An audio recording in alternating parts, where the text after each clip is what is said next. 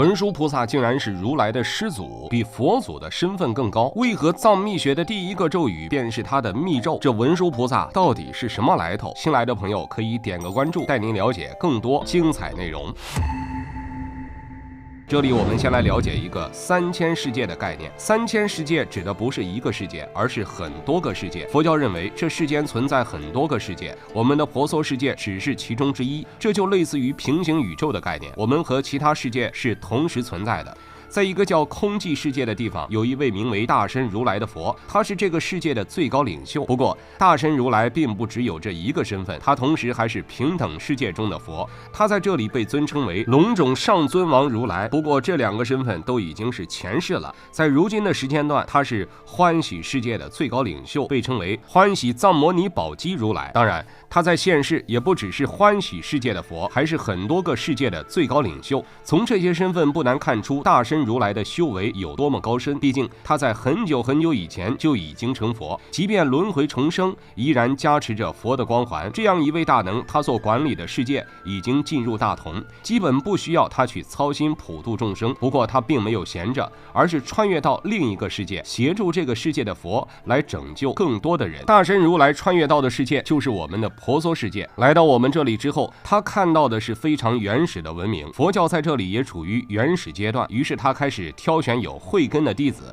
将他们带到一个名叫妙光世界的地方，把最高深的佛法传授给他们。在妙光世界，大身如来的身份是妙光菩萨，他在这里给婆娑世界的8位王子讲了一部十分了不起的法，这部法名为《法华经》。佛教的大部分典籍讲的都是普度众生，希望让更多人看到这些经义。然而《法华经》却非常不一般，他在开篇直接告诉人们，这是佛教中顶级的经法，如果没有一定的慧根，千万不要看这部经书，看了只会有害无益。而大身如来挑选的8位王子自然都是极有慧根的人，听这部经书正合适。正是由于妙光菩萨的讲解，这8位王子最后有7位都修成了佛，并回到婆娑世界立了一番功绩。这8个人其中就有我们熟知的燃灯古佛和弥勒佛。要知道，燃灯古佛的地位都已经不输于如来，更何况是燃灯古佛的老师大身如来了。那么大身如来在我们这个世界的身份是什么呢？其实大家都听说过他就是我们的文殊菩萨，他也被称为七佛之师。虽然在我们世界里他只是菩萨，但地位却十分超然。在华严三圣图中，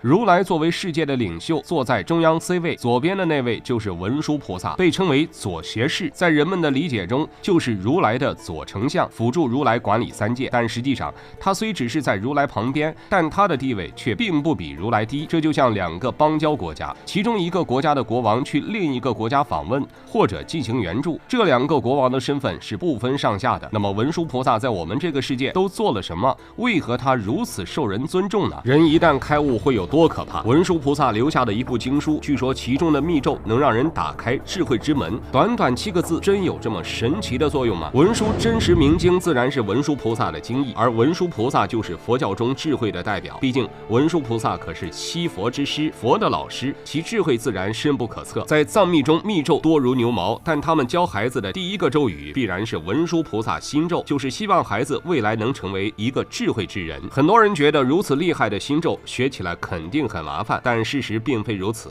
据说文殊菩萨为了解救众生呢，所以将这个咒语简练成了7个字：嗡阿多波者那地。这要比道家9字真言的临兵斗者皆阵列在前还要少2个音。当然，作为佛道2家的密咒，这2个咒语期望达成的目标也不一样。道家的咒语是希望驱邪避凶，帮助人们凝神静气，而文殊菩萨心咒是希望开启心智，启迪智慧。当然，想要学到这一点，也不只是简单的念这7个字，也需要明悟其中的道理。那么这7字密咒到底讲了什么东西呢？首先，密咒的第一个字是嗡，这其实并没有什么意义，只不过是密咒的一个开题。这就像我们做数学题，答案的第一个字必定是解一样，所以对于嗡也不必有多么深奥的解析，只是象征着你对佛的皈依和认可。毕竟你要让佛给你解脱，这最起码的尊重还是要有的。不过也有人认为这里的嗡是一种信号，就像是我们访问网站要先输入网址，这里的翁就是那个网址，念出来之后才能与菩萨的神通连接。接下来的第二部分，也就是阿多波者那这5个字，虽然只是简单的5个字，但在你了解其中的真意之后，你会发现这5个字奥妙无穷，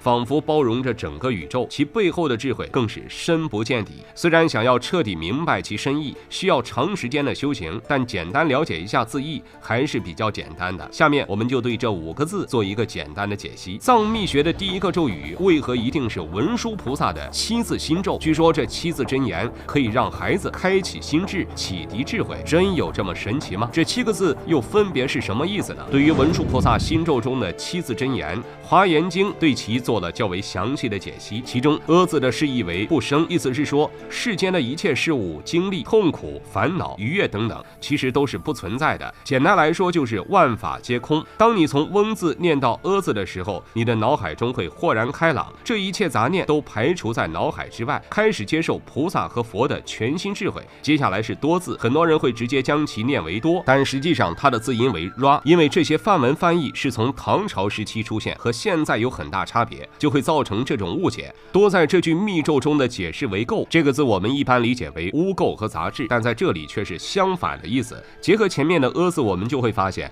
当我们从阿字进入万法皆空的境界之后，会发现这里一片宁静，没有任何嘈杂和污染。到这时候，人们就会体验到一种纯粹的快乐，这种快乐发自于本心，完全不用和痛苦、悲伤去比较。所以当我们念到 ra 字的时候，人们已经没有任何杂念了，只有快乐萦绕在我们的识海之中。而接下来就要看波的作用了。波在这里读巴，意思是最深奥的感悟。这种深奥的感悟只能靠一种神秘的灵性和悟性去接触，这种感悟更多指的是一种自身的开悟，不能靠外界的灌输，只能用心和灵性在接触中慢慢感悟。所以说这7字真言没有人能完全说明白，这是需要去用心感悟的。至于后面的者字，在这里则读加，意思是言行。既然言行已经无法感悟到世界的真谛，不如放下一切，舍弃一切，这样反而能得到真正的智慧。舍得舍得，有舍才有得，佛家也秉持这种观点。至于后面的那字，则是对前面话语的强调你必须做到这一切，才能有机会得到最深奥的智慧。那想要得到最深奥的智慧，